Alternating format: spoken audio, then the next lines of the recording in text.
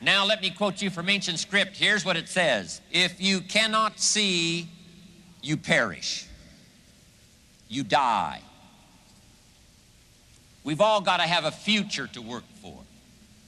We've all got to have the ability to see something beyond ourselves, something beyond just today, something beyond just this week. The future, setting your goals.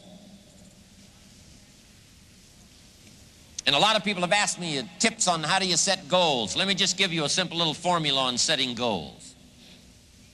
Vision of the future. Being able to see beyond today.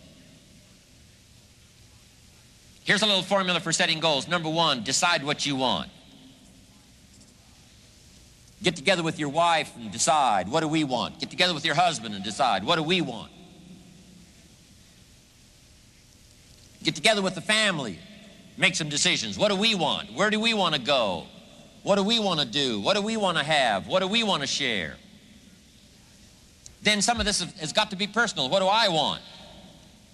What kind of skills do I want? What kind of income do I want?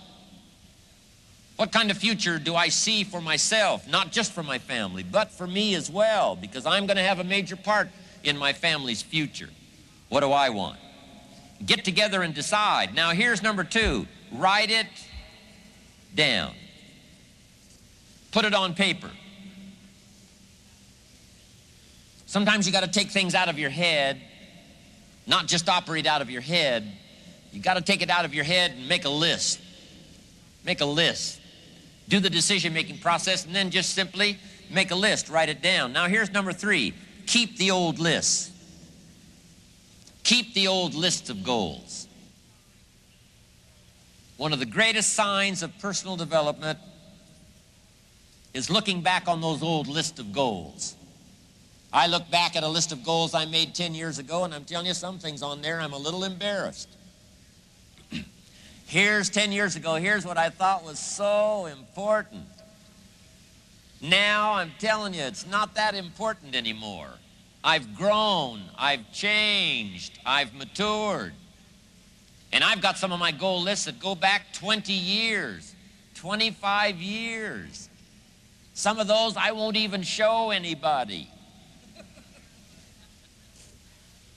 Here's what I thought was so valuable. Now I understand so much better as my priorities have changed.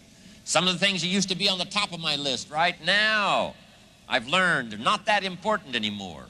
Other things have taken place on the top of the list. So, number one, decide what you want. Number two, write it down. Number three, keep the old lists. And here's number four, check off. When you do get something that's on your goal list, check it off. The first time I came to Spain many years ago, I happened to have my journal with me that had the list of goals in it. One of them was to someday go to Spain. And I had that journal with me, and when the wheels touched the runway in Madrid, I got out that list and I checked it off. Okay.